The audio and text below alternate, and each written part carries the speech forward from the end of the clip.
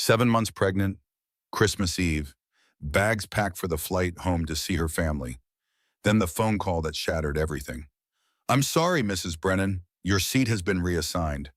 Her husband's private jet was already in the air, flying to Aspen, not Tokyo, where he claimed to have urgent business meetings, and he wasn't alone. Charlotte checked the credit card statements: designer lingerie, size 4. She was a size 10, a Cartier bracelet, champagne, and a pregnancy test. She was already 7 months pregnant. Why would her husband buy another pregnancy test? Before she could confront him, the news alert flashed across her screen. Private jet crashes in Rocky Mountains, CEO Harrison Brennan among passengers. 2 bodies recovered, her husband and his mistress. But the crash was only the beginning. What Charlotte discovered next would destroy everything she thought she knew about her marriage, her fortune, and her future. This is a story of betrayal, survival, and the strength a woman finds when she has nothing left to lose. Stay with me until the end. You won't believe what happens next. The airline representative's voice crackled through the phone. "I'm sorry, Mrs. Brennan. Your seat on the charter has been reassigned by the primary account holder." Charlotte Brennan stood frozen in the middle of her Manhattan penthouse. Snow fell in thick curtains outside the floor-to-ceiling windows. Her suitcase sat by the door, packed and ready. 7 months pregnant, she had been counting down the days until this trip. "I don't understand," she said. "There must be a mistake." "No mistake, ma'am. The reassignment was processed this morning at 9:15. The aircraft departed at 11:42. Charlotte's hand moved instinctively to her swollen belly. Departed? The flight wasn't scheduled until 4 o'clock. "The departure time was also changed, Mrs. Brennan. I'm very sorry for the inconvenience." She hung up without saying goodbye. Her mind raced through possibilities. A scheduling error, a miscommunication with Harrison's assistant, something logical, something that made sense. She dialed Harrison's number. It rang 4 times and went to voicemail. His smooth professional voice filled her ear. "You've reached Harrison Brennan. Leave a message." She tried again. Same result. She called his assistant, Patricia. Voicemail. The penthouse suddenly felt enormous. 42 floors above the city, surrounded by furniture she had never chosen and art she did not understand. The Christmas tree in the corner blinked with programmed precision. Red, green, gold, red, green, gold. Charlotte opened the flight tracker app on her phone. Harrison had installed it months ago so she could monitor his business trips. A small gesture of transparency that had seemed thoughtful at the time. She typed in the tail number of his private jet, the Gulfstream G650 he loved more than most things. More than her sometimes. The tracker loaded. A small airplane icon moved across the digital map. The jet was airborne. Current location, somewhere over Pennsylvania. Destination, Aspen, Colorado, not Tokyo. Harrison had told her he had emergency board meetings in Tokyo, December 23rd through the 27th. He had apologized for missing Christmas with her and her family. He had promised to make it up to her. He had kissed her forehead and called her his good girl for understanding. Charlotte checked his shared calendar, the one he kept updated for her peace of mind. Tokyo, board meetings, 4 days of unavoidable business obligations. But the jet was flying to Aspen. She walked to the window. The city sprawled below, blanketed in white.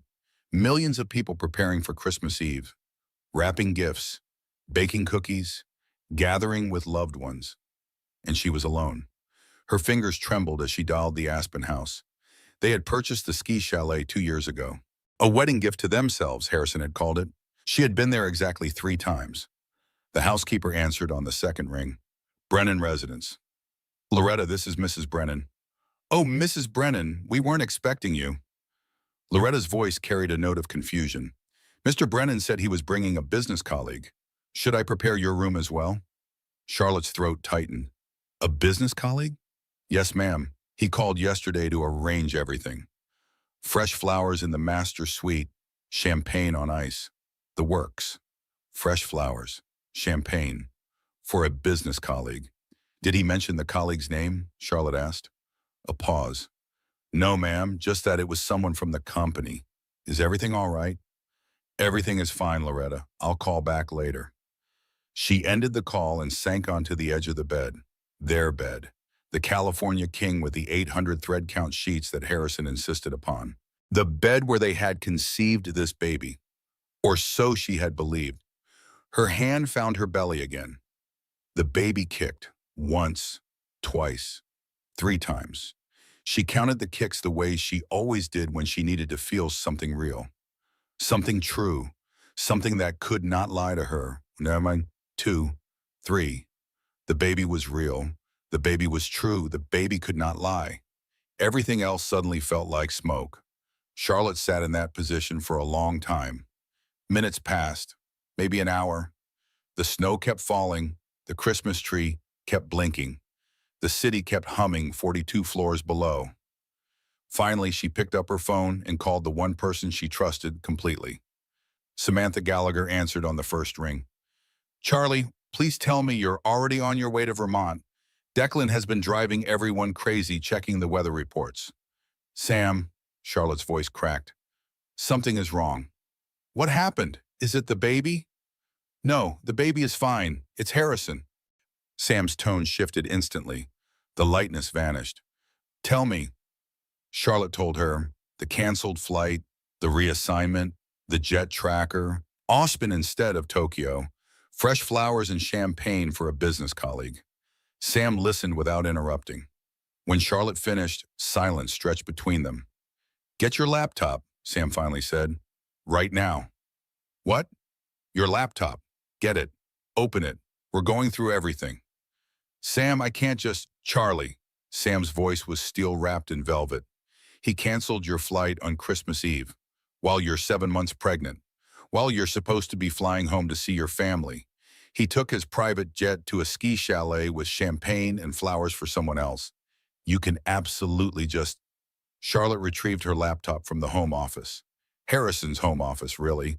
She only used the desk when he was traveling. "What am I looking for?" she asked.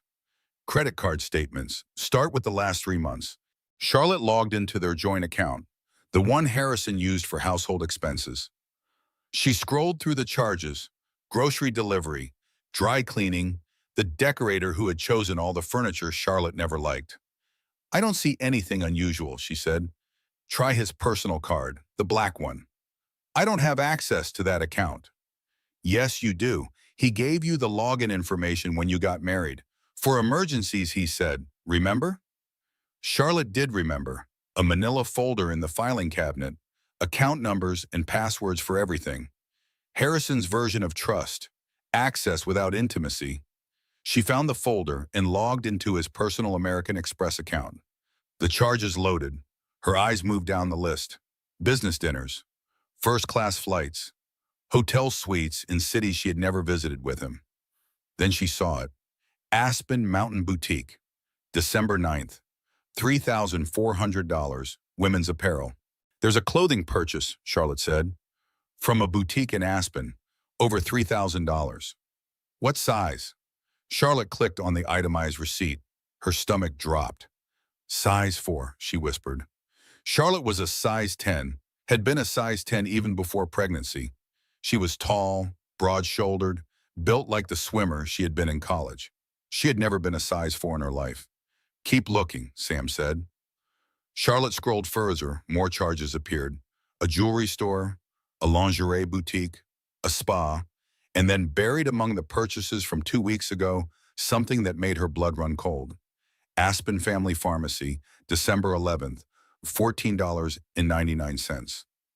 The item description was clinical, impersonal, home pregnancy test. Charlotte stared at the words until they blurred. She was 7 months pregnant.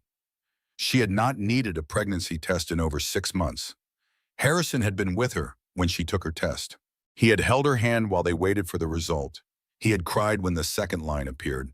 Why would he buy another pregnancy test? "Charlie?" Sam's voice came from far away. "What did you find?" "A pregnancy test," Charlotte heard herself say. "He bought a pregnancy test 2 weeks ago." The silence on the other end of the line was deafening. "I'm coming over," Sam said. "Don't move. Don't call him. Don't do anything until I get there." The line went dead. Charlotte sat in the home office chair, laptop open, credit card statements glowing on the screen. Outside, the snow fell harder. The wind picked up, rattling the windows. She looked around the penthouse, this place she had called home for 3 years, the place where she had planned to raise her daughter. The nursery down the hall, painted pale yellow, filled with furniture she had chosen alone because Harrison was always too busy. She had assembled the crib herself, hung the mobile of silver stars herself, folded the tiny clothes and arranged them by size herself. She had done everything herself. And somehow she had still believed she was not alone. The baby kicked again, harder this time, as if protesting the turmoil in Charlotte's mind. "I know," Charlotte whispered, her hand on her belly. "I know." She didn't know what she knew, but something fundamental had shifted. A crack had appeared in the foundation of her life, and she could feel the whole structure beginning to tremble. The intercom buzzed. Sam, already at the front desk. Charlotte pressed the button to let her up. Then she walked to the window and watched the snow fall over Manhattan. Christmas Eve, the night before the celebration of hope and new beginnings. But for Charlotte Brennan, something was ending. She could feel it in her bones, in the kicks of her unborn daughter, in the cold silence of the penthouse. Something was terribly, irrevocably ending, and she had no idea how deep the wreckage would go. Sam arrived with Thai food, a bottle of sparkling cider, and fury barely contained beneath her calm exterior. "Eat," she commanded, unpacking containers onto the kitchen island. "You're growing a human. You need calories." "I can't eat," Charlotte said. "You can, you will." Sam pushed a container of pad thai toward her. "The baby doesn't care about Harrison's nonsense. The baby wants noodles." Charlotte managed a few bites. The food tasted like cardboard, but Sam watched her like a hawk until she finished half the container. Then they got to work. Sam had brought her own laptop. She was a forensic accountant by trade. Numbers were her native language. Deception left fingerprints she knew how to find. "Let's start at the beginning," Sam said. "When did you and Harrison get married?" 3 years ago, August 15th. "And when did you start noticing things were off?" Charlotte opened her mouth to answer and then stopped. When had things been off? Had things ever been on? "I don't know," she admitted. "I thought we were happy." Sam's expression softened. Happy wives don't hesitate when asked that question. "Think, Charlie. When was the first time something felt wrong?" Charlotte thought back, past the pregnancy announcement, past the move to the penthouse, past the wedding. "Our honeymoon," she said slowly. "He took a call on our honeymoon from someone at work. They talked for over an hour. I could hear a woman's voice on the other end." "Did you ask him about it?" "He said it was a new vice president, someone he was mentoring. He said it was nothing." Sam typed something into her laptop. "Do you remember the name?" "Vivian." The name surfaced from somewhere deep. Vivian Cross. Sam's fingers flew across the keyboard. A moment later, she turned the screen toward Charlotte. A LinkedIn profile. A professional headshot of a woman with sharp cheekbones and sharper eyes. Vivian Cross. Vice President of Operations at Brennan Technologies. Charlotte studied the photo. She had met this woman at the engagement party, at the wedding, at company events where Charlotte stood beside Harrison and smiled until her face ached. Vivian had always been perfectly polite, perfectly professional. She had toasted to Charlotte's happiness at the engagement party. To Harrison, Vivian had said, champagne glass raised, "who always gets exactly what he wants." Everyone had laughed. Charlotte remembered laughing too. But Vivian hadn't been laughing. Her eyes had been fixed on Harrison, and Harrison had looked away first. "I met her at our engagement, Pedam," Charlotte said. "She gave a toast." "What did she say?" Charlotte told her. Sam's jaw tightened. "Let's look at Harrison's corporate credit card," Sam said. "Do you have access to that?" "I shouldn't." "But do you?" Charlotte hesitated. Then she retrieved another piece of paper from the manila folder. Account numbers for everything. Harrison's version of trust. The corporate card revealed a different story. Business dinners became romantic dinners for two. Client entertainment became couples of spa days. Travel expenses included hotel suites with only one occupant listed, but charges for room service that suggested otherwise. The trail went back 18 months before the wedding, before the pregnancy. "He was with her when he proposed to me," Charlotte said. the realization landing like a physical blow. Sam reached across the table and took her hand. I'm sorry, honey. Why did he marry me? If he was already with her, why bother? Sam sighed. Because men like Harrison don't marry their mistresses. They marry women like you. Respectable, accomplished, good on paper. They keep the mistress for excitement and the wife for appearances. Charlotte pulled her hand away. I'm not an appearance. No, you're not. But Harrison treated you like one. Sam's voice was gentle but firm. The question now is what you're going to do about it. Before Charlotte could answer, her phone buzzed. Harrison's mother, Nora Brennan, the woman who had never quite approved of Charlotte, who had asked pointed questions about her family's modest background, who had given her a Hermes scarf for Christmas last year and then mentioned 3 times that it cost more than Charlotte's monthly salary at her old job. Charlotte let it go to voicemail. A text followed immediately. Merry Christmas, dear. Harrison mentioned you were feeling unwell. Rest up. Feeling unwell. That was his excuse. He had told his family she was sick. Too sick to travel, too sick to join the Brennan family Christmas in Connecticut. He had rewritten reality to suit his narrative, and everyone had believed him. Charlotte showed Sam the text. Sam's expression darkened. He's covering his tracks, making sure no one asks why you're not with him. But I was supposed to be in Vermont, not Connecticut. Right. So he tells his family you're sick, and if anyone in Vermont calls, he tells them your plans changed. Sam shook her head. Classic compartmentalization. He keeps his worlds separate so no one compares notes. Charlotte's phone rang again. This time it was Declan, her older brother, the one she was supposed to be flying home to see. She answered. Charlie, Declan's voice was warm and worried. What's going on? Your flight tracker shows the jet landed in Aspen hours ago. I know. But you're not on it. I know. A pause. Declan was not a man who needed things spelled out. He had practically raised Charlotte after their parents' accident. He knew her better than anyone except Sam. Tell me, he said. Charlotte told him. Everything. The canceled flight, the credit card statements, Vivian Cross, 18 months of betrayal dressed up as business. When she finished, Declan was silent for a long moment. When he spoke again, his voice was quiet and dangerous. I'm coming to get you. Tomorrow. First thing. You're not spending another night in that man's house. Declan, I can't just leave. There's the baby to think about. The prenup. The prenup can burn for all I care. You're my sister. That's my niece you're carrying. I'm coming to get you. Charlotte felt tears prick her eyes. She blinked them back. Okay, she whispered. Okay. After she hung up, Sam helped her to the bedroom. Charlotte lay on the California King with the expensive sheets and stared at the ceiling. Try to sleep, Sam said. I'll stay in the guest room. We'll figure everything out tomorrow. But sleep would not come. Charlotte's mind raced through 3 years of marriage. Every late night at the office, every business trip, every time Harrison checked his phone and angled the screen away from her. She had noticed. Of course she had noticed. She had filed the observations in a drawer in her mind labeled Things I Don't Want to Examine. Now the drawer had burst open, and everything she had refused to see came spilling out. At 2 in the morning, she gave up on sleep. She wandered through the penthouse, seeing it differently now.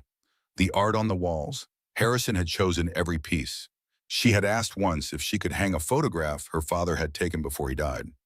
Harrison had smiled and said it didn't match the aesthetic. The furniture, modern, angular, uncomfortable. She had wanted a soft couch where she could curl up with a book. Harrison had said soft couches looked cheap. The nursery was the only room that felt like hers. Brightly yellow walls, warm lighting, a rocking chair that Harrison had called suburban but allowed because it made her happy. She stood in the nursery doorway, her hand on her belly.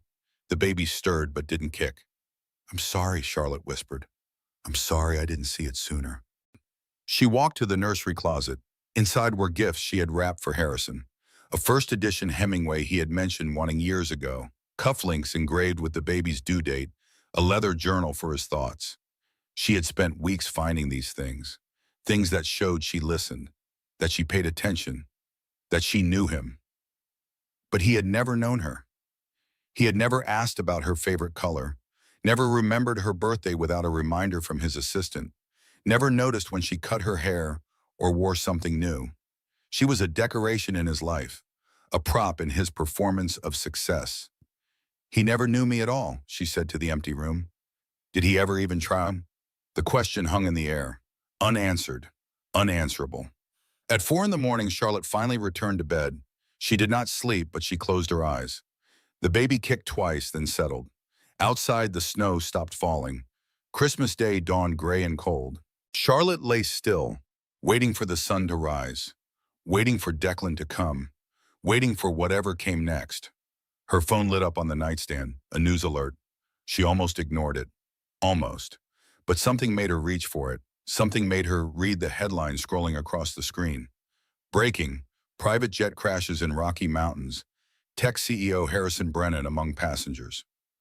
Charlotte read the words 3 times. They did not make sense. They could not make sense.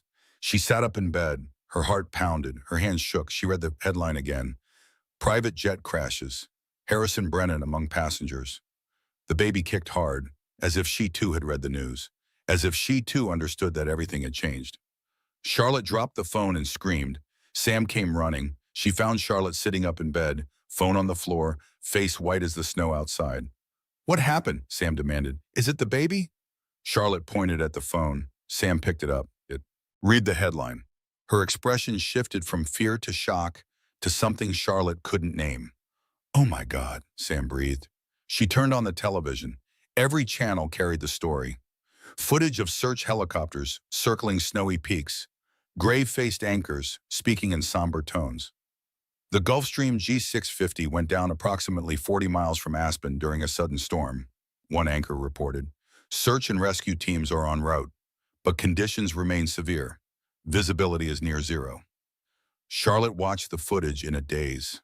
The mountains where the plane had crashed were beautiful, pristine, deadly. 2 passengers have been confirmed on the flight manifest, the anchor continued. CEO Harrison Brennan of Brennan Technologies and company executive Vivian Cross. Ms. Cross served as vice president of operations. The screen showed their photographs side by side. Harrison in a professional headshot, confident, handsome. The face she had woken up next to for 3 years. Vivian in her LinkedIn photo, sharp cheekbones, sharper eyes. The woman who had raised a glass to Harrison getting exactly what he wanted. Sam muted the television. "Charlie, look at me." Charlotte turned. Sam's face was fierce with concern. "How are you feeling right now?" Charlotte considered the question. How was she feeling? The man she had married was possibly dead on a mountainside, with his mistress, the night before Christmas. "I don't know," she admitted. "I should feel something." "Shouldn't I?" "There's no should. Whatever you're feeling is valid." Charlotte's hands moved to her belly. The baby was awake now, rolling and kicking. "I feel hollow," Charlotte said, "like someone scooped out my insides and forgot to put anything back." Sam sat beside her on the bed, took her hand, held it tight. "The next few hours are going to be chaos.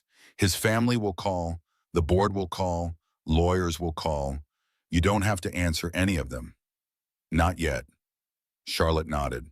But even as she did, her phone began to ring. It didn't stop for hours. Harrison's mother called first, hysterical, demanding to know what Charlotte knew. Had she heard from him? Had there been any warning? Why wasn't she on the plane with him? Charlotte answered carefully. She knew nothing. She had no warning. She wasn't on the plane because her seat had been reassigned. "Reassigned?" Nora's voice turned suspicious. "What do you mean, reassigned?" "I mean, someone else took my place." The silence on the other end was heavy. Nora was many things, but stupid was not one of them. She could do the math. 2 passengers, Harrison and Vivian, no room for the pregnant wife. "We'll discuss this later," Nora said, and hung up. More calls followed. Harrison's business partner, James Calloway, speaking in half sentences that seemed designed to communicate nothing. Board members asking whether she knew anything about the company's financial situation. Lawyers wanting to schedule meetings for after things settle. Charlotte answered them all, said as little as possible, played the role of the shocked wife. But inside she was calculating. If Harrison was dead, what happened to her? The prenup had been clear. In the event of divorce, she got a modest settlement and nothing more. But in the event of death, she was the primary beneficiary of his estate. She had never expected to be a widow at 30. She had never expected to be anything except Harrison's wife. Now she might be something else entirely. By noon, Sam forced her to eat again. By 2, Declan called to say he was driving down from Vermont instead of flying. The airports were chaos, everyone trying to get somewhere for Christmas. "I'll be there by tonight," he promised. "Just hold on." Charlotte held on. At 4 o'clock, the news reported that search teams had reached the crash site. The weather had cleared enough for helicopters to land. They were recovering what they could from the wreckage. At 6 o'clock, the news reported 2 bodies found. At 8 o'clock, Charlotte's phone rang with an unfamiliar number. "Mrs. Brennan?" A professional voice. Female, carefully neutral. "This is Dr. Patricia Holloway with the Eagle County Coroner's Office. I'm calling about your husband." Charlotte's grip tightened on the phone. "Yes?" "We've completed preliminary identification of the remains recovered from the crash site. I'm sorry to inform you that the deceased have been positively identified as Harrison James Brennan and Vivian Marie Cross." The words landed like stones dropped into still water. Charlotte felt the ripples but couldn't respond to them. "Miss Brennan, are you there?" "Yes, I'm here." "I understand this is difficult. We'll need you to come in to handle some paperwork. At your convenience, of course. There's no rush." "Thank you." Charlotte ended the call. Harrison was dead. The man she had married, the father of her unborn child, the person who had promised to love and cherish her until death, he was dead, and she felt nothing. No grief, no relief, no anger, just an echoing emptiness where emotion should be. Sam watched her carefully. "Charlie?" "He's dead," Charlotte said. The words sounded strange, foreign, like someone else was speaking them. They confirmed it, both of them. Sam exhaled slowly. "How do you feel?" That question again. Charlotte turned it over in her mind, examined it from every angle. "I feel like I should feel something," she said, "but I don't. Is that wrong?" "No, it's shock. Your body is protecting you from too much at once." Sam paused. "What do you want to do right now?" Charlotte considered. The penthouse felt suffocating. The Christmas tree still blinked in the corner. The phone still buzzed with incoming calls she didn't want to answer. "I want to take a bath," she said. "I want to be alone for a few minutes." "Okay, I'll be right outside if you need me." Charlotte walked to the bathroom, the marble one, Italian, designed by someone Harrison flew in from Milan. Cold and sterile, like everything he had chosen for their life together. She filled the tub with water too hot for pregnancy. She didn't get in. Instead, she sat on the edge, fully clothed, watching the steam rise. Her reflection wavered in the water. A woman she barely recognized, 7 months pregnant, recently widowed, betrayed in ways she was only beginning to understand. She picked up her phone, opened the photo gallery, scrolled through images of her marriage, the wedding. She had worn her mother's veil. Harrison had cried during the vows. At the time, she had thought the tears were happiness. Now she wondered what they really meant. The honeymoon? Bailey. A resort so expensive it had made her uncomfortable. Harrison laughing at her discomfort. "You'll get used to nice things," he had said. Had it been a promise or a warning? The pregnancy announcement. That photo shoot they had done for social media. Harrison's hand on her belly, his smile perfect for the camera. Practiced. Performative. Were any of those moments real? She thought about the life she had imagined. Raising their daughter together. Family dinners. School plays. The mundane magic of watching a child grow. Harrison had been planning to leave her. The pregnancy test on his credit card made that clear. Vivian was pregnant too. He was building a new family to replace the one he had barely started. Charlotte set down the phone, looked at her reflection again. "I was being gaslit the whole time," she said aloud. The words felt true, solid. He made me think I was crazy for noticing things were wrong. The fog on the bathroom mirror obscured her face. She reached out and drew a line through it. Then another, then another. When she stepped back, she realized what she had drawn.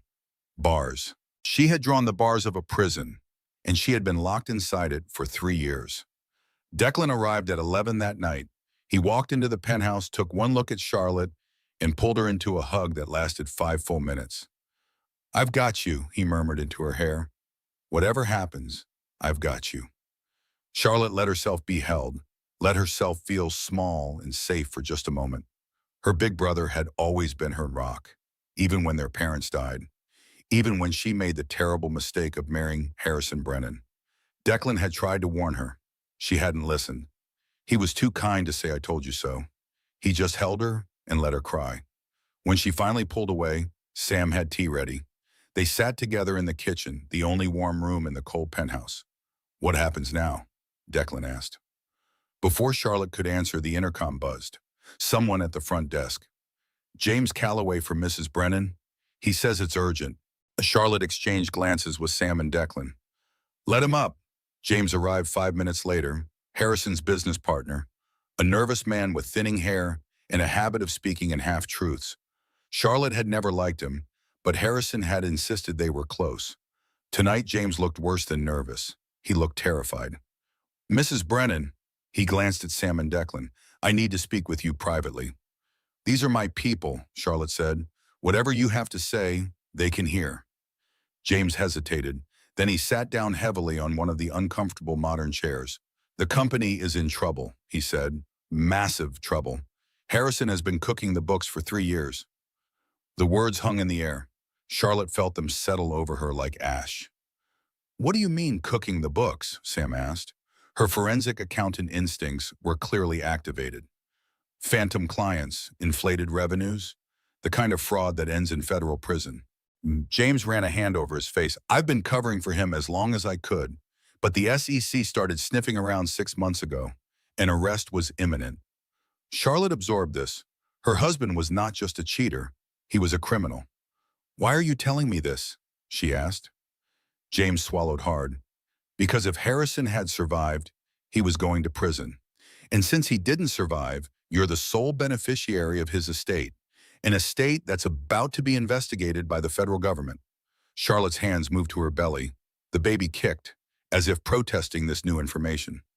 "So I could be implicated?" she asked. "Potentially, if you received funds from the fraud, if you can't prove you didn't know." "She didn't know," Declan growled. "She had no idea about any of this." "I believe you," James said, "but the feds might not. You need to get ahead of this, Mrs. Brennan, before it gets ahead of you." Charlotte nodded slowly. Her mind was racing, but her voice was steady. "What else?" James looked at her. Something flickered in his eyes. Guilt, maybe, or fear. "There's more.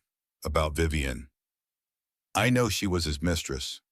It's not just that." James took a breath. "Vivian was pregnant. 8 weeks.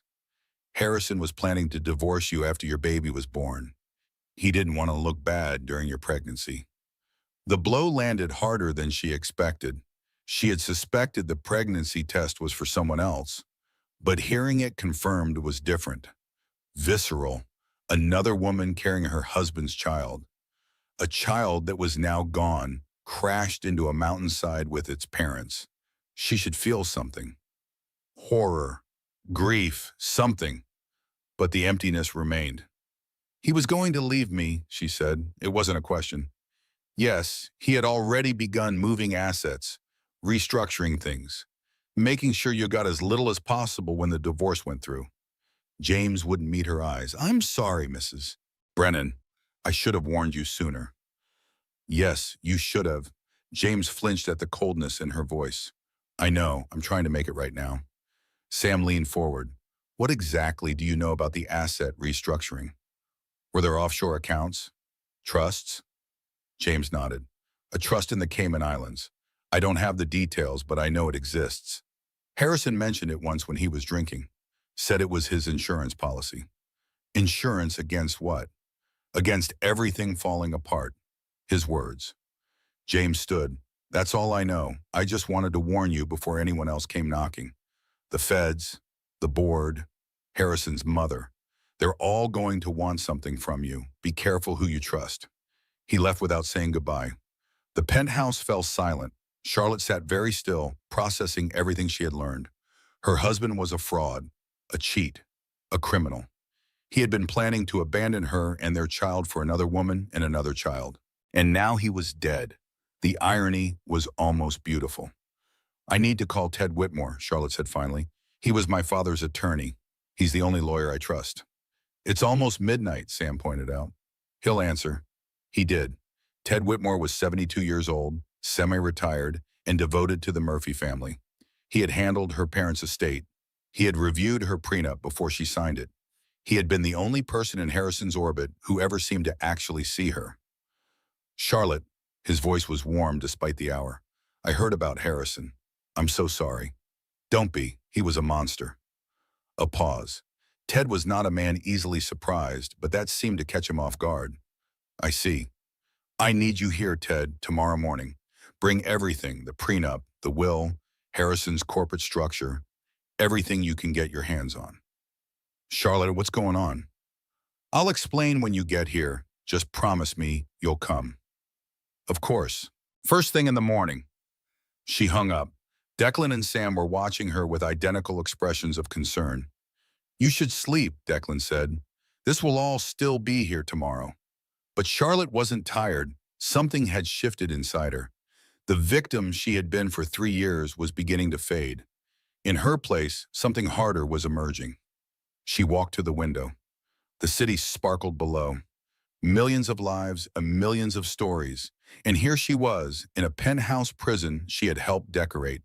Standing at the window, looking out through the bars she had only just begun to see. She didn't choose this war. Harrison had chosen it for her. 3 years ago, when he said his vows with another woman's name on his lips. 18 months ago, when he decided his wife was expendable. But she was going to fight it. I'm not going to let them destroy me, she said to the window, to the city, to herself. I'm not going to let them take anything else. Sam came to stand beside her. We won't let them. Declan joined them. Whatever you need, Charlie, I'm here. Charlotte looked at them both, her best friend, her brougham, the only people in the world who had never let her down. Thank you, she said. Both of you.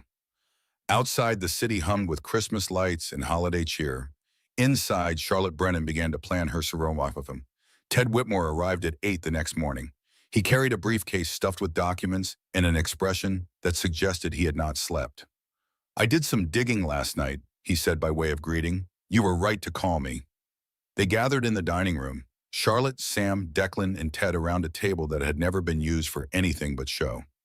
Ted opened his briefcase. The documents inside were organized with the precision of a man who had practiced law for 50 years. Let's start with the will, he said. Harrison filed a new one last month, without your knowledge. Charlotte felt her stomach tighten. A new will? Yes. Ted slid a document across the table. The previous will left everything to you and your children. Standard estate planning for a married couple. This new version is different. Charlotte scanned the document. Legal language she only partially understood. But certain phrases jumped out. 1/3 to Charlotte Brennan and any children of the marriage. 1/3 to any future children. 1/3 to the Sunrise Trust. Any future children, Sam read aloud. That's Vivian's baby. Almost certainly. Ted nodded. He was planning ahead, making sure his other family was provided for. And the Sunrise Trust? Charlotte asked. What is that? That's what concerns me. It's registered in the Cayman Islands. I can't access the records from here. But given what James told you about the company finances, I have suspicions. Charlotte stared at the will. Her husband had spent his final weeks restructuring his estate to minimize what she received, moving money to offshore trusts, making provisions for the child of his mistress. He had been planning to leave her. The will change, the hidden trust, the pregnancy. All of it pointed to the same conclusion. He was going to divorce me, Charlotte said flatly, after the baby was born. He was going to take everything he could and start over with Vivian. Ted didn't deny it. Based on what I'm seeing, yes, that appears to have been the plan. Charlotte sat back in her chair, her hands moved to her belly. The baby was quiet now, as if she too was absorbing this information. What does this mean for me? Legally? It's complicated. Ted shuffled through more documents. Harrison's estate is substantial. Even after the fraud investigation concludes, there will likely be significant assets remaining. Under this will, you're entitled to 1/3, but he was planning to divorce me. Doesn't that change things? Planning is not doing. Harrison died married to you. The will reflects his intentions at death, not his future plans. Ted paused. However, there's another issue. The fraud investigation will likely freeze many of the assets. It could take years to sort out what's legitimate and what isn't. Sam leaned forward. What about the Cayman Trust? If Harrison was hiding money offshore, can Charlotte claim it? Possibly. It depends on how the trust was structured. We'll need to investigate further. Charlotte looked at the documents spread across the table. Her husband's legacy, reduced to paper and numbers. I don't care about the money, she said. I care about protecting myself and my daughter. Whatever is clean, I'll take. Whatever is dirty, I don't want. Ted nodded slowly. That's the right approach. Cooperating with the investigation will help your position. Clinging to tainted assets will hurt it. The morning passed in a blur of legal strategy. Ted explained the probate process, the investigation timeline, the various parties who would have claims against the estate. By noon, Charlotte's head was spinning. She excused herself to lie down, and Sam followed her to the bedroom. How are you holding up? Sam asked. Charlotte sank onto the bed. The baby kicked, and she rubbed the spot where a small foot pressed against her side.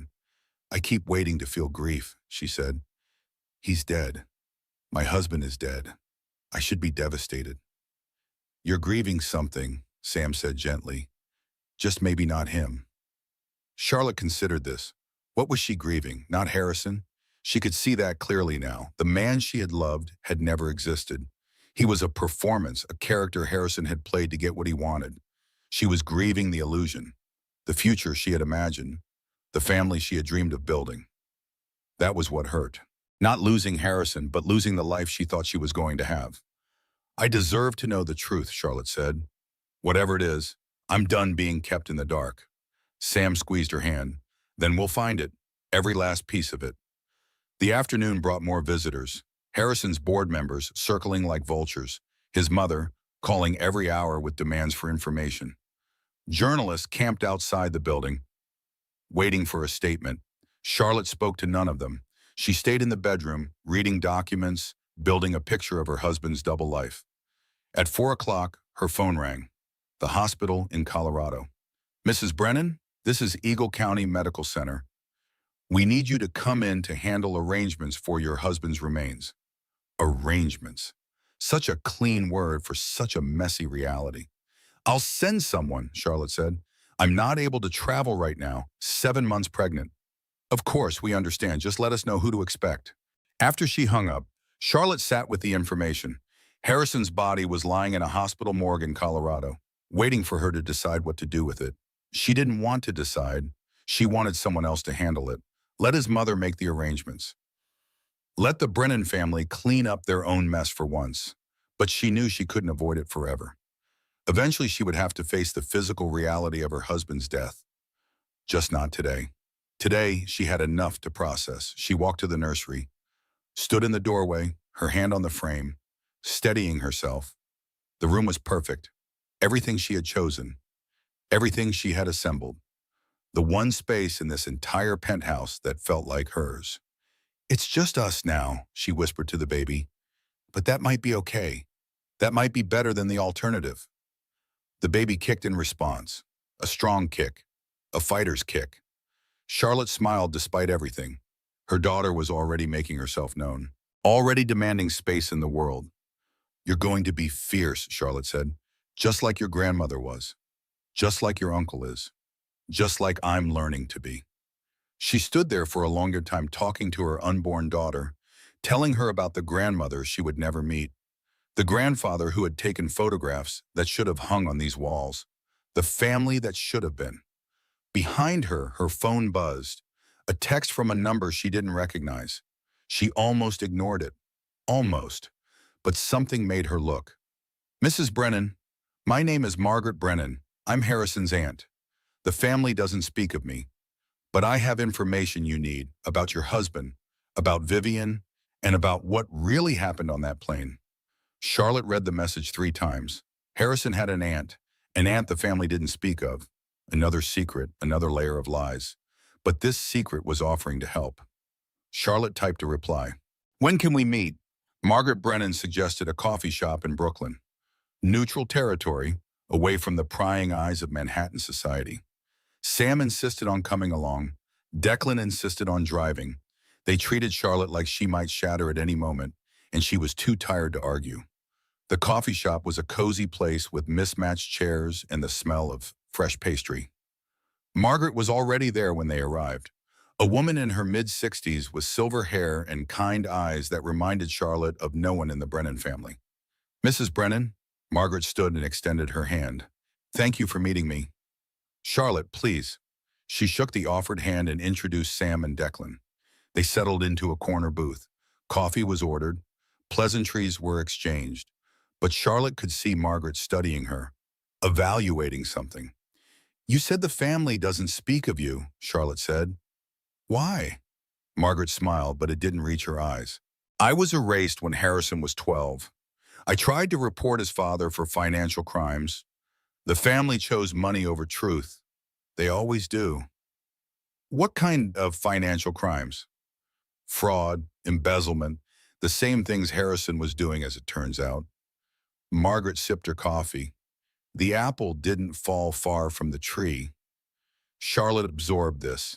Harrison's father had died 5 years ago, a heart attack during a business trip. Harrison had spoken of him with reverence. A mentor, a role model, a criminal, apparently, just like his son.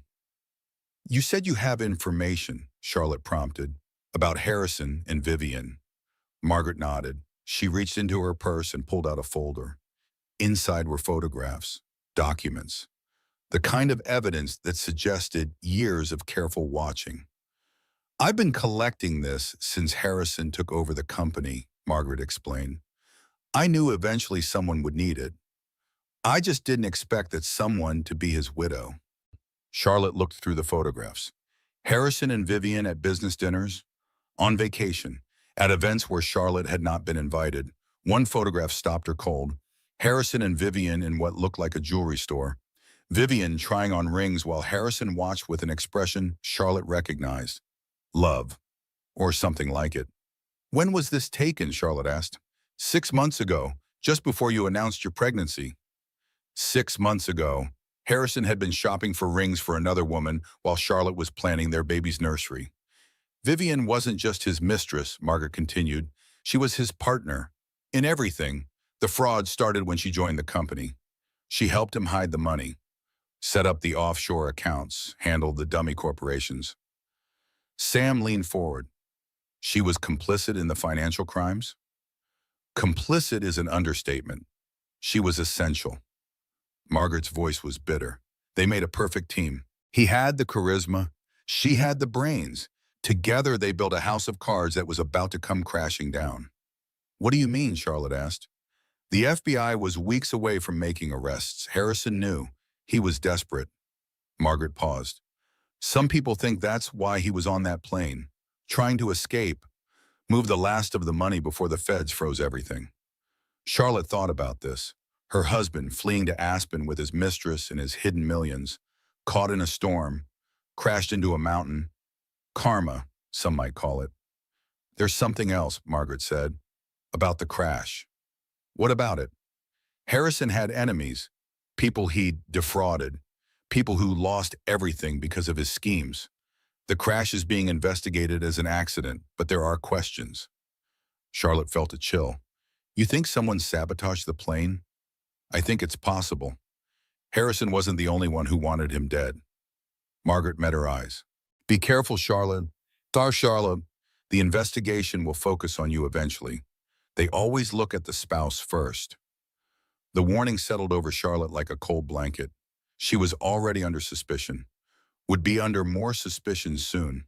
Her husband was dead, his mistress was dead, and Charlotte stood to inherit everything. She looked guilty. She knew she looked guilty. "I didn't know about any of this," Charlotte said. "The fraud, the affair, none of it." "I believe you, but belief isn't evidence." Margaret reached across the table and covered Charlotte's hand with her own. "I'm giving you this folder because you deserve the truth. Use it carefully.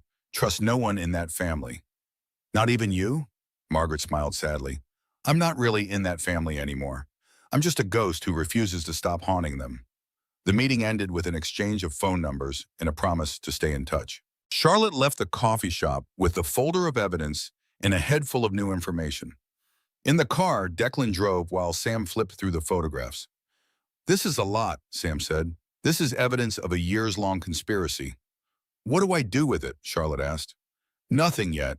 We need to think about this carefully. If you turn this over to the FBI, you become a witness, maybe a target." Sam paused. "If you keep it, you have leverage." "Leverage against who?" "The Brennan family, the board, anyone who might try to come after you."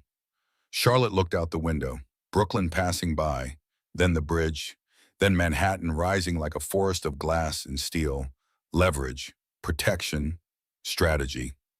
3 weeks ago, her biggest worry had been choosing a pediatrician.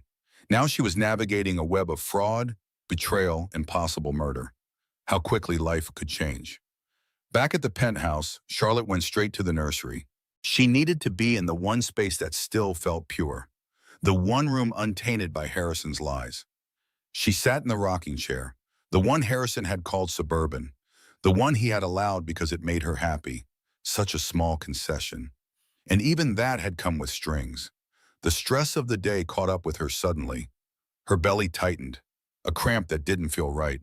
Then another. "Sam," she called out. "Sam!" Sam appeared in the doorway, took one look at Charlotte's face and went pale. "I'm calling an ambulance." "No, just help me to the car. Declan can drive faster than any ambulance." They made it to the hospital in 12 minutes.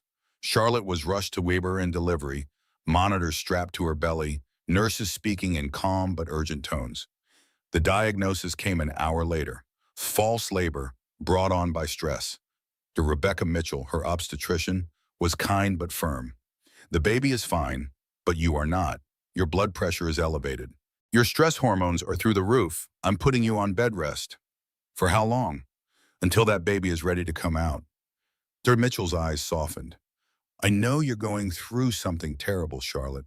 I read the news, but your body is telling you to slow down. The baby needs you to slow down. Are you listening?" Charlotte nodded. Tears pricked her eyes. The first real tears she had cried since learning Harrison was dead.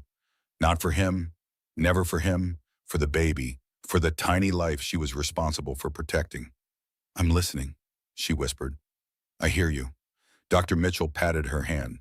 "Good. Now rest. Doctor's orders." Charlotte lay back against the hospital pillows. Monitors beeped around her. The baby's heartbeat, strong and steady, filled the room. She was still lying there an hour later when a figure appeared in the doorway. Nora Brennan, Harrison's mother, dressed impeccably in black, as if she had already begun mourning. "We need to talk," Nora said. Her voice was ice.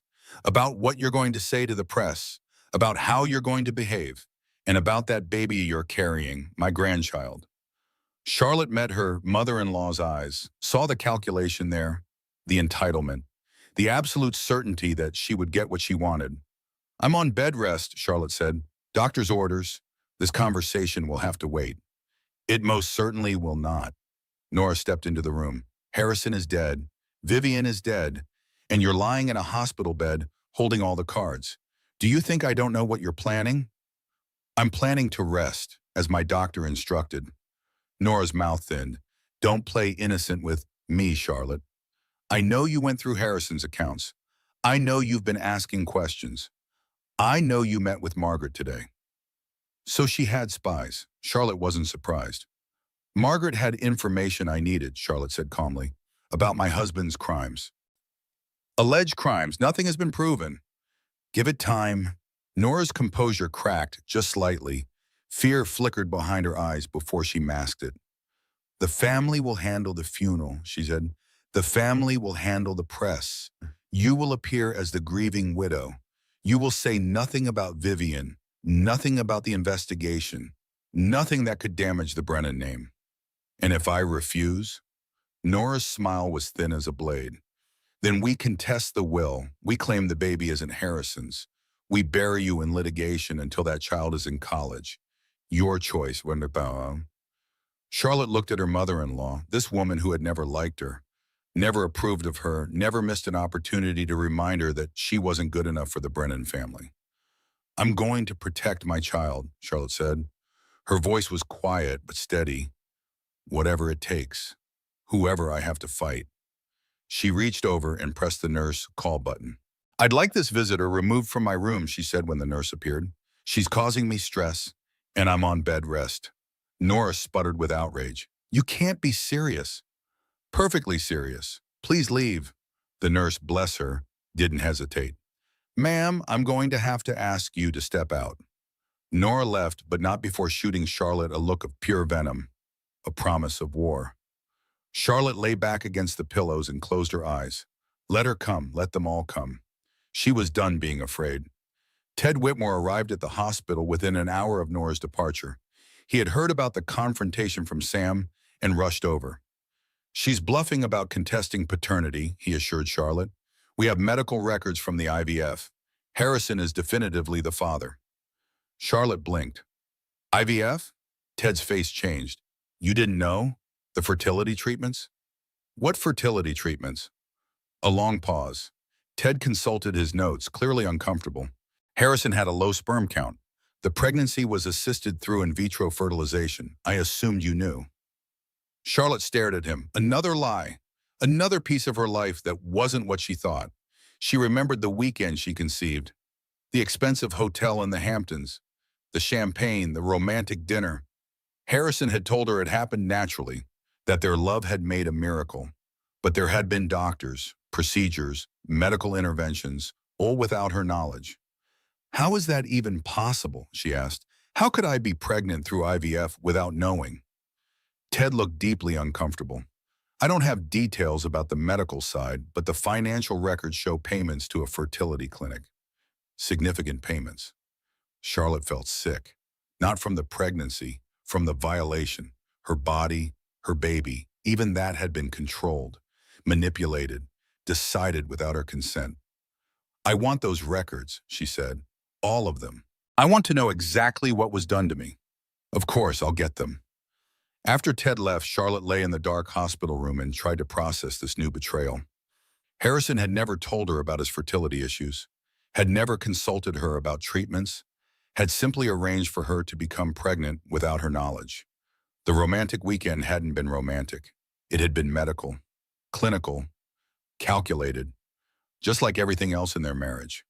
She thought about the IVF process, the appointments she must have had without realizing their true purpose. Harrison had always insisted on going with her to the doctor. She had thought he was being supportive. Now she wondered what he had been hiding. The baby kicked, strong and insistent. "None of that matters," Charlotte whispered to her daughter. "You're real. You're wanted. You're mine." She would fight for this child with everything she had, against Harrison's memory, against his family, against whatever else emerged from the wreckage of his lies. The next few days passed in a blur of bed rest and strategy. Declan took over dealings with the funeral home. Sam handled the press inquiries. Ted navigated the legal labyrinth of Harrison's estate. Charlotte stayed in the hospital, resting as ordered, but far from idle. She made phone calls, reviewed documents, built her case piece by piece. The funeral was held 5 days after the crash. Charlotte did not attend, doctor's orders, she claimed. The truth was, she couldn't stand to be in the same room as Nora Brennan and pretend to mourn a man she had never really known. The press coverage was intense. CEO D's in plane crash with Mistress. The headlines wrote themselves. Vivian's name emerged quickly, along with speculation about their relationship. Anonymous sources confirmed what Charlotte already knew. She watched the coverage from her hospital bed, saw Harrison's photo on every channel, heard pundits speculate about his legacy, his achievements, his tragic end. No one mentioned the fraud, not yet. The FBI investigation was still ongoing, still secret. But it would come out eventually. Secrets always did. On the 6th day, Charlotte was released from the hospital with strict instructions to continue bed rest at home. Declan drove her not to the Manhattan penthouse, but to Vermont. "You're staying with us," he said. It wasn't a request. Charlotte didn't argue.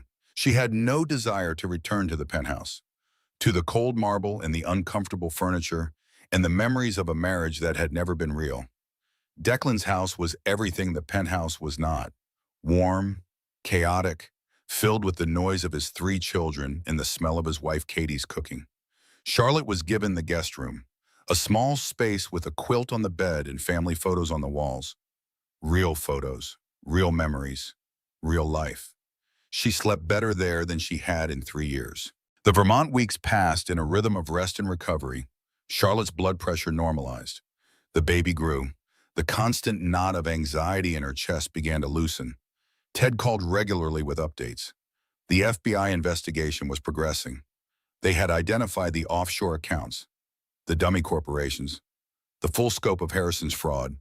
The news would break soon. When it did, Charlotte needed to be ready. She prepared her statement with Ted's help. A careful balance of ignorance and cooperation. She had known nothing about her husband's crimes. She had discovered the truth only after his death. She was fully cooperating with the investigation and would return any assets proven to come from fraudulent activities. It was the truth. It was also strategic. 8 months pregnant now, Charlotte felt the baby drop lower. The birth was approaching. A new life about to enter the world. A new beginning for both of them. Ted arrived in Vermont with news that changed everything. "We found the Cayman Trust," he said. "You're not going to believe what's in it." They sat in Declan's kitchen. Katie had made tea. The children were at school. The house was quiet. "The trust contained $43 million, Ted said. Money Harrison had been siphoning from the company for years. Charlotte's breath caught. $43 million. A fortune by any standard. "But here's the interesting part," Ted continued. "The beneficiaries weren't what anyone expected. The trust named 3 people, Harrison, Vivian, and their unborn child. Not Charlotte, not the baby she carried. Harrison had been building a future for his other family, a hidden fortune for his hidden life. However," Ted said, and for the first time since the nightmare began, he smiled. "Both Harrison and Vivian are deceased. And since Vivian's pregnancy ended with the crash, there are no surviving beneficiaries." Charlotte didn't understand. "So what happens to the money?" "Under the trust documents Harrison himself drafted, if all beneficiaries are deceased, the assets revert to his legal spouse." Ted's smile widened. "You, Charlotte, all $43 million. The irony was almost unbearable. Harrison had spent months hiding money from her, building a secret fortune for a secret family, and his own legal maneuvering ensured that everything came back to the wife he planned to discard. "But the money isn't clean," Charlotte said. "It came from fraud." "Some of it, certainly. The FBI will want to trace the sources. You'll likely have to return a portion." Ted paused. "But some of it may be legitimate.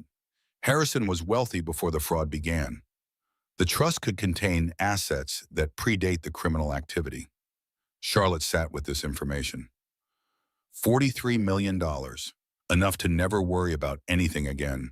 Enough to raise her daughter in comfort and security. Blood money. Tainted by betrayal and deception. She made her decision quickly. "I'll cooperate fully with the investigation," she said. "Whatever they need, whatever they want to know. And any money proven to come from fraud, I'll return." Sam, who had driven up from Manhattan for this meeting, stared at her. "Charlie, you could fight this. You could keep millions." Charlotte shook her head. "I spent 3 years living on dirty money without knowing it. I'm not spending another day that way. My daughter will grow up knowing her mother did the right thing. That's worth more than any trust fund." Ted nodded slowly. "It's a risk. You might end up with much less." "Then I'll end up with less, but I'll be able to look my daughter in the eye." The decision felt right. Clean. For the first time in months, Charlotte felt like herself again. Not Harrison's wife, not the victim of his betrayal, just Charlotte, a woman making a choice she could be proud of. The FBI interview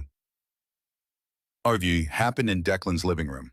2 agents in dark suits sitting on Katie's floral couch, asking questions with carefully neutral expressions. Charlotte answered everything honestly. James Calloway's late-night visit, Margaret's folder of evidence, every suspicious detail she had noticed but ignored during her marriage. She held nothing back, not out of spite against Harrison. He was beyond spite now. But because honesty was the only path forward that she could live with, the agent seemed surprised by her cooperation. Most spouses protected their interests.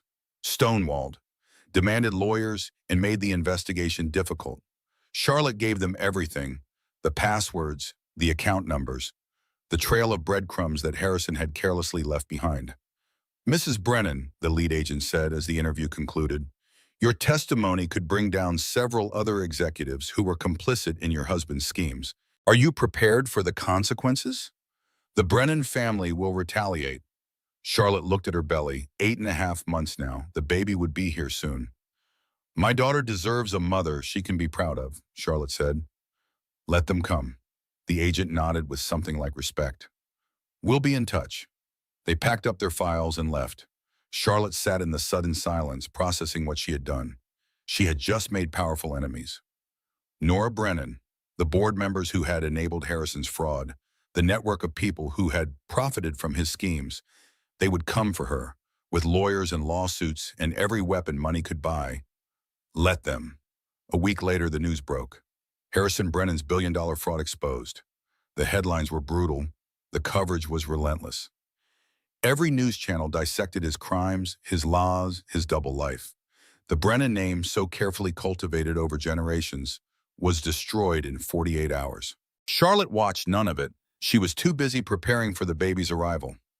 Washing tiny clothes, assembling the portable crib Katie had dug out of storage, practicing breathing techniques with a video on her laptop. Normal things, human things, the small rituals of bringing a new life into the world. The money situation resolved itself faster than anyone expected. The FBI traced the $43 million to its sources. Roughly half came from legitimate sources: Harrison's inheritance, early stock options, money that predated the fraud. The other half would be returned to the victims of Harrison's schemes. Charlotte signed the paperwork without hesitation.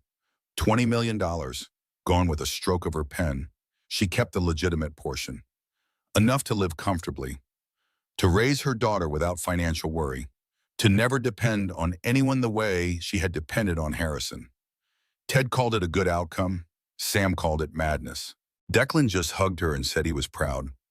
Charlotte felt something she hadn't felt in years. Peace, not happiness. Not yet. The wounds were too fresh, the betrayals too deep. But peace, a quiet certainty that she was finally on the right path. She was sitting in Declan's garden when the contractions started. At first, she thought it was another false alarm, more stress-induced cramping. She breathed through it, waited for it to pass. It didn't pass. It intensified.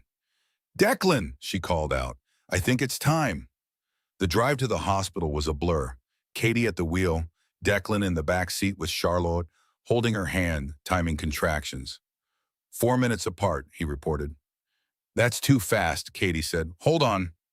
They made it with an hour to spare. The labor was long, 18 hours of pain and exhaustion and moments of terror when the monitors showed things that made the nurses frown. But Charlotte pushed through. She had been through worse, after all. A little physical agony was nothing compared to the emotional devastation of the past months. And then, at 3:47 in the morning, her daughter was born. Screaming, perfect, alive. The nurse placed the baby on Charlotte's chest, a tiny body, slick and warm, with a shock of dark hair in her grandmother's eyes. Charlotte looked at her daughter and felt something crack open in her chest. All the grief, all the anger, and all the betrayal. It didn't disappear, but it faded against the weight of this small body in her arms. Hello, Eleanor, Charlotte whispered. I've been waiting for you. Eleanor Murphy Brennan, named for Charlotte's grandmother, a woman who had raised 5 children alone during the Depression and never complained once. A survivor's name, a fighter's name. Sam arrived an hour later, having driven through the night from Manhattan. She took one look at the baby and burst into tears. She's beautiful, Sam managed. She's absolutely beautiful. Declan arrived with Katie and the kids. The small hospital room filled with noise and laughter and the particular chaos of family. Real family, the kind Harrison had never understood. Margaret Brennan visited that afternoon. She brought a gift, a locket that had belonged to Harrison's grandmother, the good grandmother, the one who had died when Harrison was young. She would have loved this baby, Margaret said. She would have loved you for standing up to the family. Charlotte clasped the locket around her neck. Inside was a tiny photograph, a woman with kind eyes and a defiant smile. Family isn't blood. And Tito, Margaret continued, it's who shows up, who fights for you. Remember that. Charlotte looked around the room, at Sam, who had dropped everything to be here, at Declan, who had always protected her, at Katie, who had opened her home without a second thought, her family, the one she had chosen. I'll remember, Charlotte promised. That night, alone in the hospital room with her sleeping daughter, Charlotte finally let herself feel everything she had been holding back. The grief. Not for Harrison, but for the illusion of him, the man she had thought she married, the future she had imagined at Chuan, the anger at his betrayal, at her blindness, at the years she had wasted trying to be enough for someone who had never really seen her, the fear of what came next, of raising a child alone, of the enemies she had made and the battles still to come, and beneath it all, something unexpected. Relief, she was free. For the first time in 3 years, she was free. The prison door had been open all along. She just hadn't known it. Now she did. Eleanor stirred in her bassinet, made a small sound, settled again. Charlotte watched her daughter breathe. In, out, in, out. The most miraculous thing she had ever witnessed. We're going to be okay, she whispered. I promise. We're going to be okay. The days after Eleanor's birth passed in a haze of feedings and diaper changes and the profound exhaustion of new motherhood. Charlotte had never been so tired in her life, or so happy. The two states coexisted somehow, bone-deep weariness and bone-deep joy. The paradox of parenthood. She stayed in Vermont.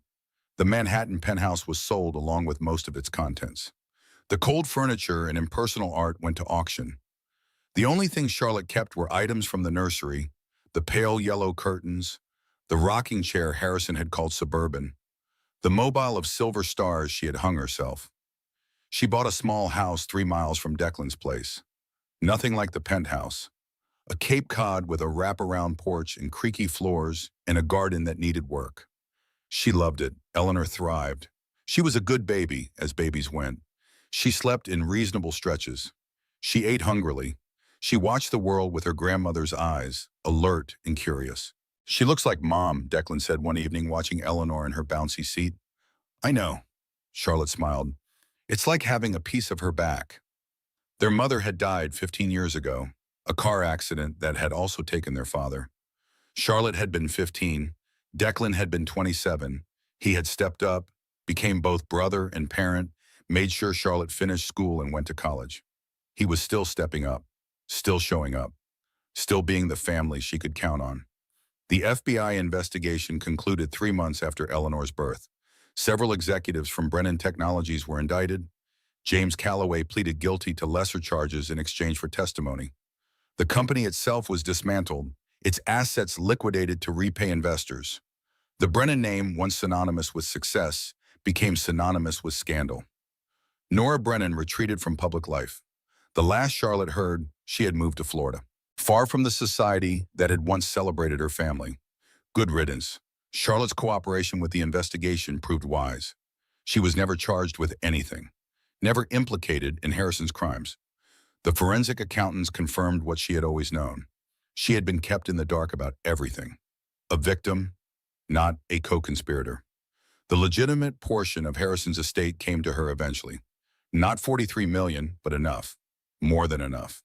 She invested it carefully, set up a trust for Eleanor, donated a portion to organizations that help victims of financial fraud. The dirty money was returned. She never regretted that decision. Life settled into a new rhythm.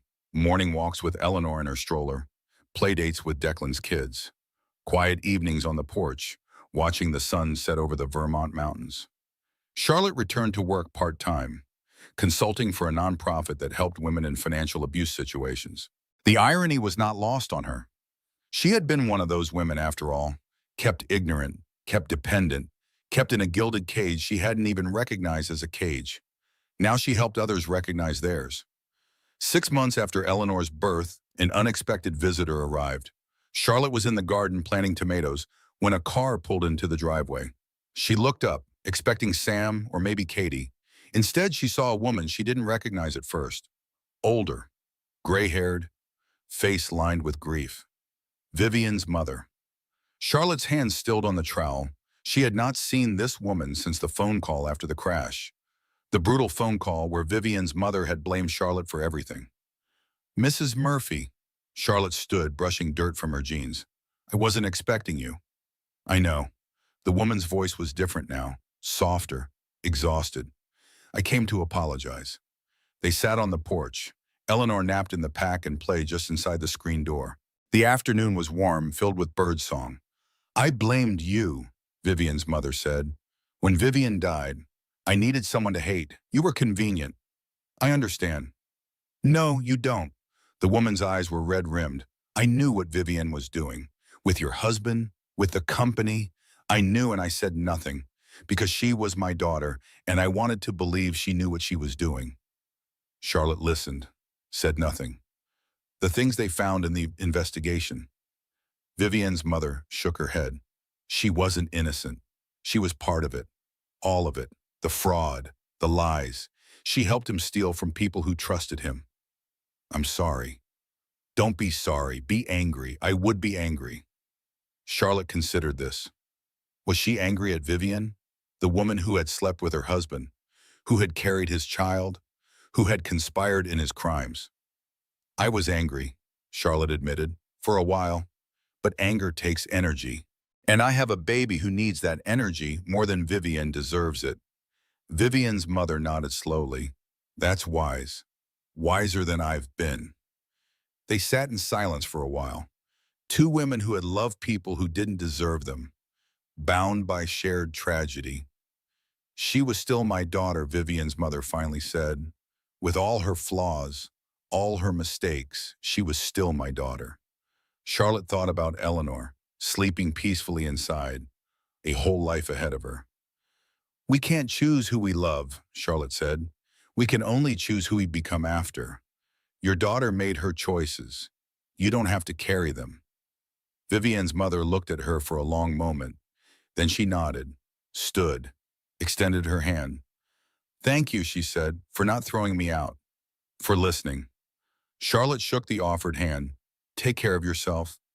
After the woman left, Charlotte sat on the porch alone, watching the sunset paint the mountains gold and orange. Forgiveness, she realized, wasn't about the other person. It was about setting yourself free.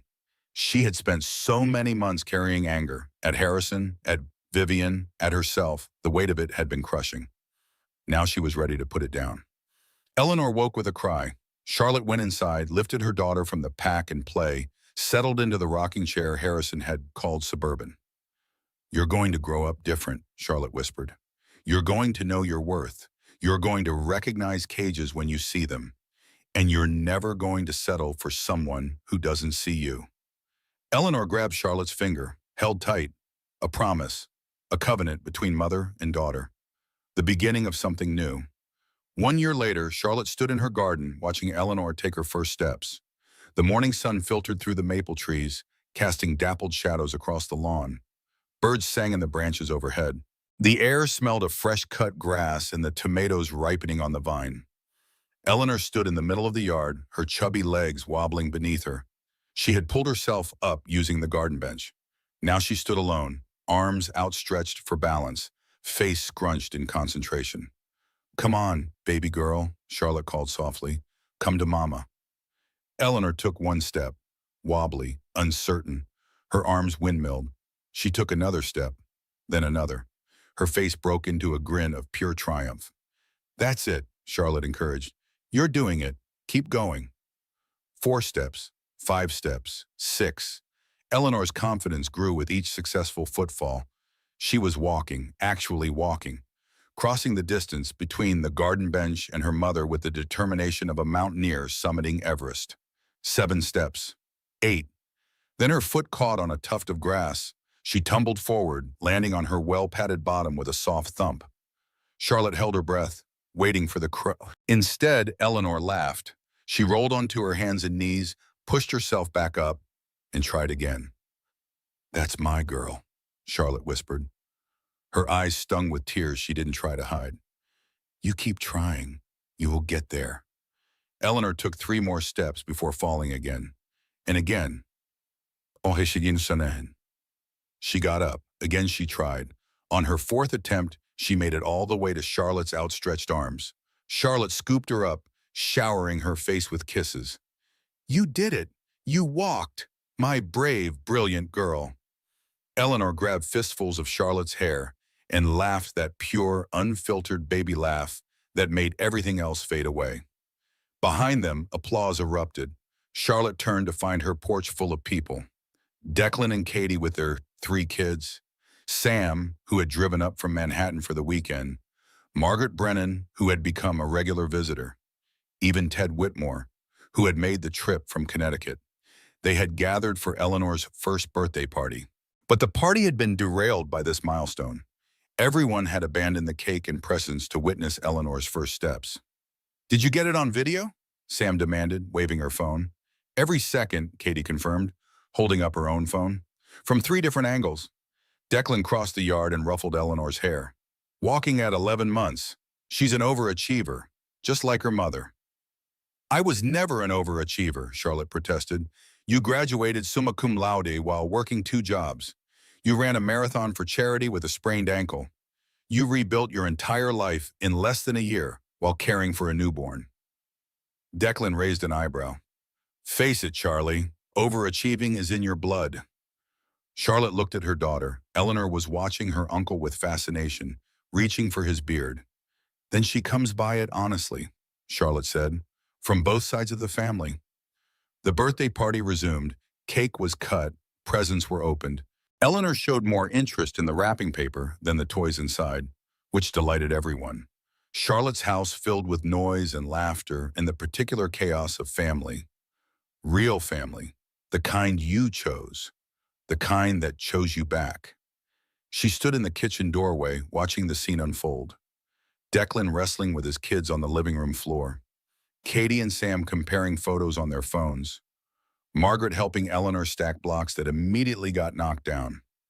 Ted approached with 2 cups of coffee. He handed one to Charlotte. "Quite a change from a year ago," he observed. "That's an understatement. You've built something good here, Charlotte. Something real." She looked around. The small house with its creaky floors and drafty windows. The mismatched furniture from estate sales and thrift stores. The finger paintings already covering the refrigerator, courtesy of Declan's kids who considered Eleanor's house their second home. Nothing like the Manhattan penthouse. Nothing cold or sterile or chosen by designers who never asked her opinion. Everything here was hers. Everything here was real. "I have," she agreed. "Finally."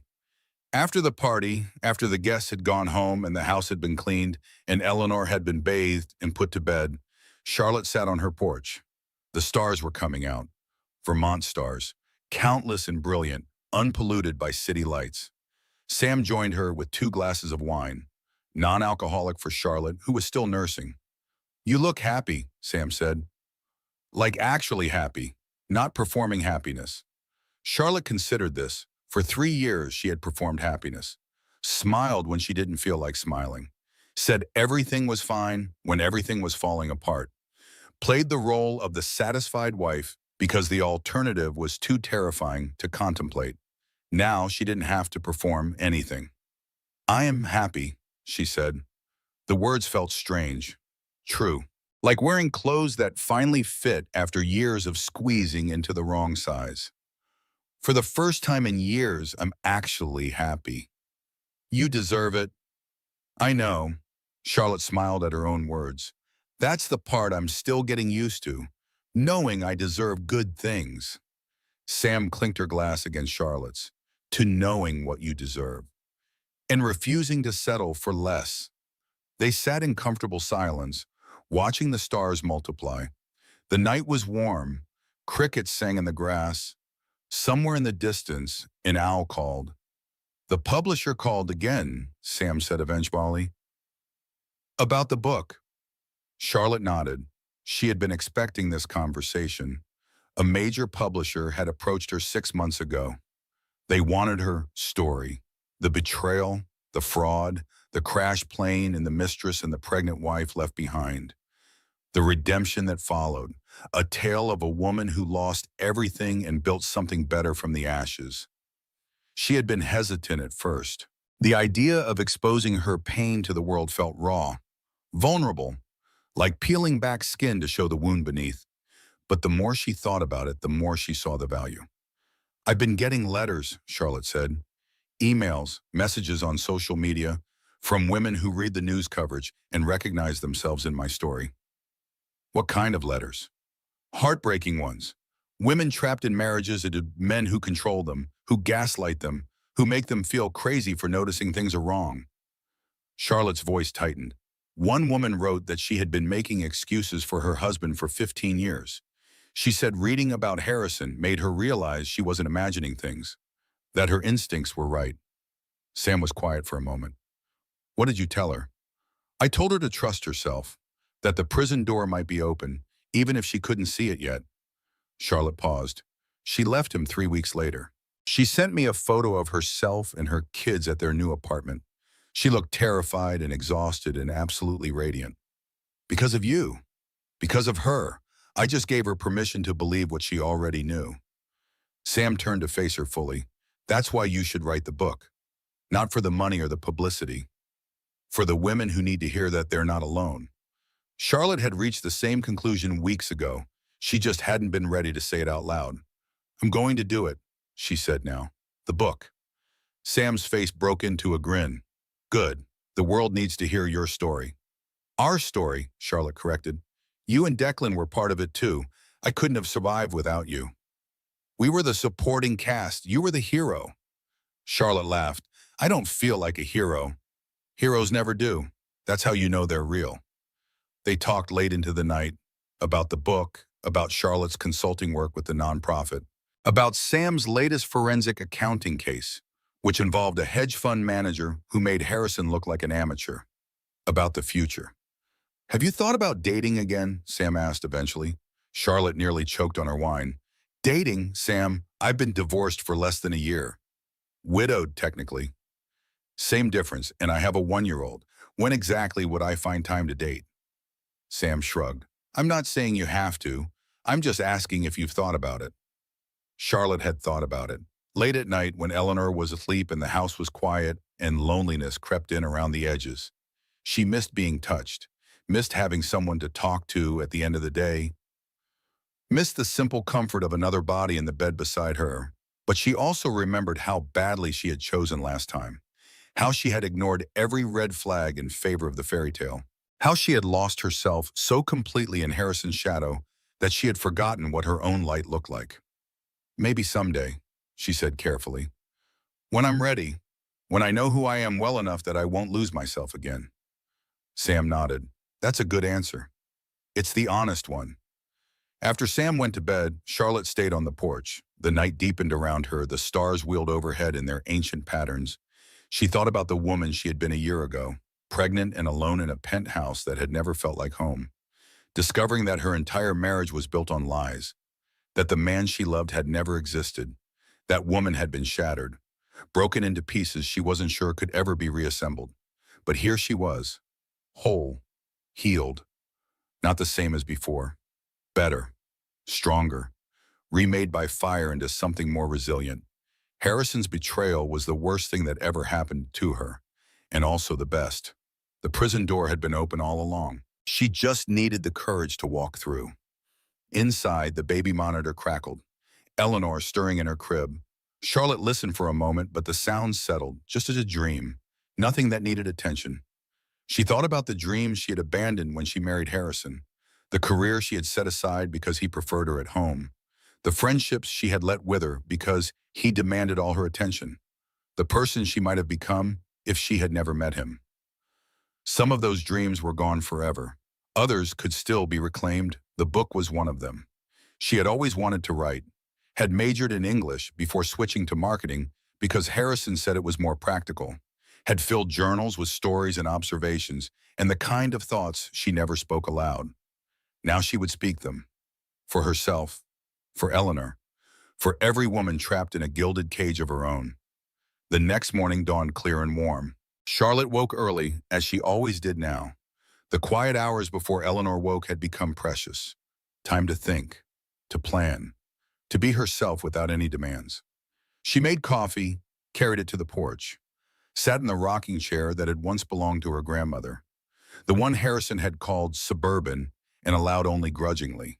Now it was hers, in a house that was hers, in a life that was finally, fully hers. She opened her laptop and began to write. The words came slowly at first.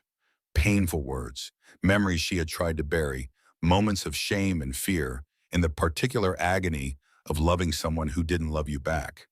But as she wrote, something shifted. The pain didn't disappear, but it transformed, became something useful, something that could help others.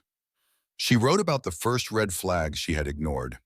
Harrison's irritation when she questioned him, his way of making her feel stupid for having concerns, the slow, insidious erosion of her confidence.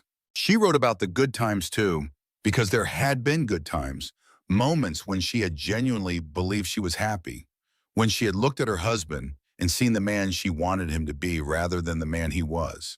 She wrote about the night she discovered the truth, the canceled flight, the credit card statements, the pregnancy test that wasn't for her, and she wrote about what came after, the crash, the revelations, the long, difficult process of rebuilding a life from the wreckage.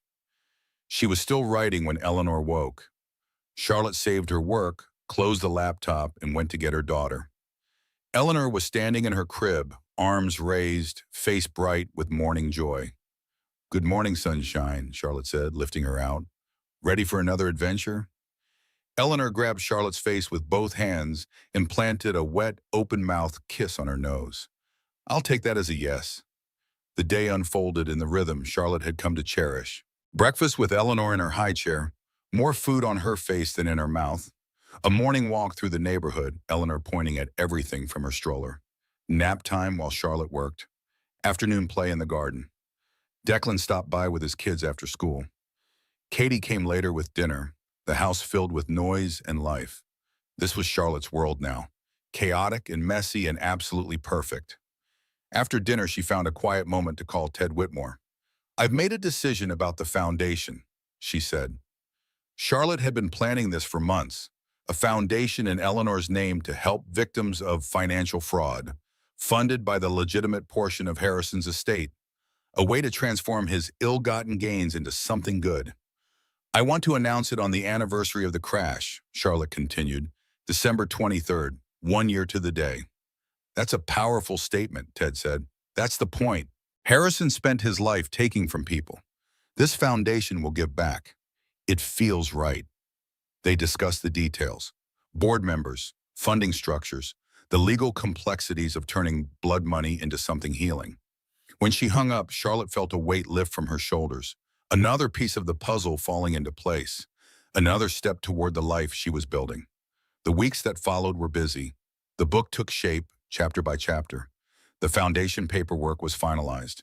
The announcement was drafted and redrafted and approved by lawyers. Eleanor continued to grow. She went from walking to running in what felt like days. She learned new words. Mama, more, no, the holy trinity of toddlerhood. She learned Charlotte's name too, called her Mama with increasing clarity. Each time, Charlotte's heart cracked open a little wider. December approached, the anniversary of the crash, the anniversary of everything falling apart and everything beginning to come together. Charlotte had been dreading it, expecting the day to be hard, to bring back all the pain she had worked so hard to process. But when December 23rd arrived, she woke feeling not grief but gratitude. A year ago, she had been trapped in a lie. Now she was free. A year ago, she had been alone in ways she hadn't even recognized. Now she was surrounded by people who loved her. A year ago, her future had been built on quicksand. Now it was built on bedrock. The foundation announcement went out that morning, press releases, social media posts, a website with the information about how to apply for help. Within hours, the response was overwhelming. Messages of support, donations from strangers, applications from victims who had never expected anyone to believe them, let alone help. Charlotte read as many as she could. Each story was different. Each story was somehow the same. Betrayal, loss, The particular devastation of trusting someone who was never worthy of that trust. She responded personally to as many as possible. You are not alone, I believe you. Help is coming. Small words, but she knew from experience how much small words could matter. That evening, Sam arrived for what had become their annual tradition.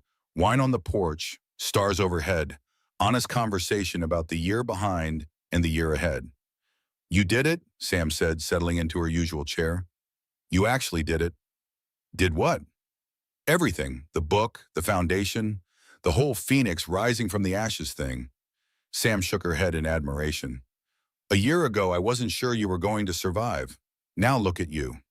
Charlotte looked at herself, really looked. Not in a mirror, but in her mind's eye.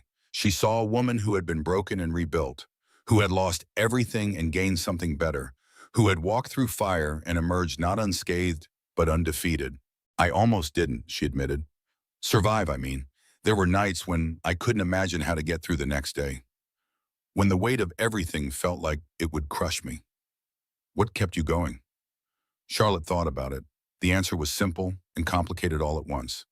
Eleanor. At first it was just Eleanor, knowing that she needed me, that I couldn't fall apart because someone was depending on me to hold it together. And later? Later it was me. I realized I wanted to survive. Not for anyone else, for myself, because I deserved a good life and I was the only one who could build it. Sam raised her glass.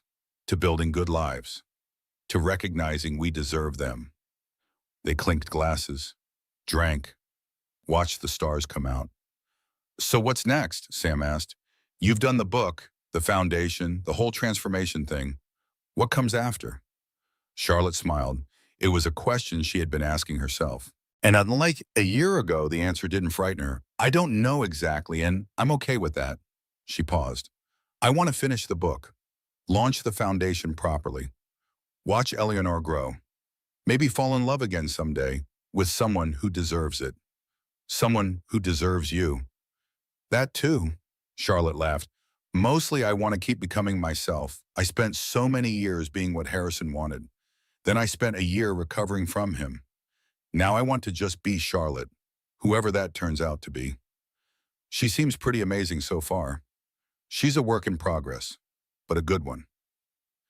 Later, after Sam had gone to sleep and the house was quiet, Charlotte made her nightly rounds, checked the locks, turned off the lights, stood for a long moment in Eleanor's doorway, watching her daughter sleep. Eleanor lay on her back, arms flung wide, face peaceful, a year old now, a whole person with preferences and opinions and a personality all her own. She looked like Charlotte's mother. The same dark hair, the same determined chin, the same way of sleeping like she owned the world and knew it. I wish you could have met her, Charlotte whispered to the grandmother. Eleanor would never know. She would have loved you. You would have loved her. She adjusted Eleanor's blanket, touched her soft hair, let her hand rest for a moment on the small chest, feeling the steady rhythm of her daughter's breathing. This was what mattered. This small life, this chance to do better, to be better, to build something real from the wreckage of something false. Charlotte went to bed that night feeling something she couldn't quite name. Not happiness exactly, something deeper, more sustainable. Peace. The peace of knowing who you are, of living in alignment with your values, of having nothing to hide and no one to perform for. She had fought for this peace, bled for it, earned it one painful day at a time. And now it was hers. The next morning was Christmas Eve. A year since the crash. A year since everything changed. Charlotte woke early, as always, made coffee, sat on the porch in the cold December air, wrapped in blankets, watching the sun rise. The year scrolled through her mind like a movie. The shock, the grief, the anger, the slow, painful healing, the unexpected joys, the moments of grace. She thought about Harrison, not with anger anymore, not even with pain, just a kind of distant sadness for the man he might have been if he had made different choices. He had been her greatest mistake, and also her greatest teacher. He had shown her what she didn't want, what she wouldn't accept, what she was capable of surviving. In a twisted way, she was grateful. Not for the betrayal, never for that, but for the clarity it brought, for the person it forced her to become. The strongest steel is forged in the hottest fire. Her grandmother used to say that. Charlotte hadn't understood it then. She understood it now. Inside, Eleanor woke. Charlotte heard her through the baby monitor, babbling to herself in her crib. A happy, content sound. The sound of a child who knew she was loved, who had never doubted it for a moment. Charlotte went inside to get her daughter, lifted her from the crib, carried her to the window. "Look," Charlotte said, pointing at the sunrise. "See how beautiful." Eleanor pointed too. "Pretty," she said, one of her new words. "Yes, pretty, like you." Eleanor laughed and grabbed Charlotte's face for a kiss. They watched the sunrise together. Mother and daughter, survivors, beginners. The day ahead would be full. Christmas Eve preparations, family arriving, the chaos and joy of celebration. But this moment was quiet, still, perfect.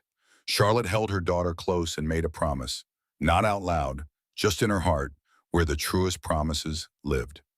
"I will teach you to recognize cages," she promised, "to trust your instincts, to know your worth, to never, ever settle for someone who doesn't see you fully and love you completely. I will teach you that storms reveal roots, that endings can be beginnings, that the worst things can become the best things if you let them. I will teach you that you are enough, exactly as you are, without performing, without pretending, without losing yourself in someone else's story. I will teach you to write your own story and make it a good one." Eleanor looked up at her mother with those grandmother eyes, those knowing, ancient, brand new eyes. "Mama," she said clearly. "Yes, baby, I'm here." Charlotte kissed her forehead. "I'm right here, and I'm not going anywhere." The sun cleared the horizon. Golden light spilled across the Vermont mountains. The sleeping town, the small house with the creaky floors and the porch where so many important conversations had happened. Charlotte Brennan held her daughter close and watched the new day begin. A year ago, she had been shattered. Now she was whole, not the same whole she had been before, something different, something better, something forged in fire and tempered by grace. She was a mother, a survivor, a work in progress. She was Charlotte, and that was more than enough. "We're going to be okay," she whispered to Eleanor, to herself, to the universe that had broken her down and built her back up. "Better than okay?" Eleanor laughed as if she understood. Maybe she did. "We're going to be extraordinary." And for the first time in her life, Charlotte believed it. Not because someone else told her so, because she knew it in her bones. The story wasn't over, it was just beginning. And this time, she was the one writing it. And that's Charlotte's story. A woman who lost everything and built something better from the ashes. If this story touched your heart, hit that like button and let me know in the comments. Have you ever discovered someone wasn't who you thought they were? I'd love to hear your thoughts. Don't forget to subscribe and turn on notifications so you never miss another story. Thank you for listening. Until next time, remember, you deserve a love that tells the truth.